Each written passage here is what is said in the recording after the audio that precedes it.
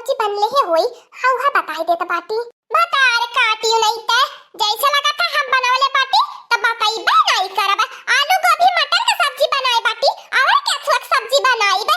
ए हमारी अम्मा जाए तू खोल के सब्जी देख लिया क्या थुक सब्जी बनली बा। क्या कहता ना सही बोलत बा क्या तना झूठ बोलत बा। करिया मटकनवा भैंसिया हथिनंदनवा त झूठ पे झूठ बोलत जाती है। तब त हम सोची लड़की देखी नहीं ऐसे कैसे कैसा कईनी। आज हमारी अम्मा पनीर की सब्जी बना बाई अब पूरी छाना त बाटी गरम गरम तुहरे मारे अब देखा बड़की जीजी कितना झूठ बोलती बाटी। तार काटी आज पनीर बनावती है नहीं तो है आलू गोभी मटर। बता मटकनवा तो के कवन सजाए दई जाए। ए हमारी अम्मा गलती तो होइए गइल बा आया त ना बड़ी गलती नहीं करे बाटी कि हम सजाए तू दिया पहलिए नहीं बजाई त ना और का हमारी अम्मा करे बाटी केहू के चोरी डकैती तो नहीं करे बाटी। ए हमार बड़की जीजी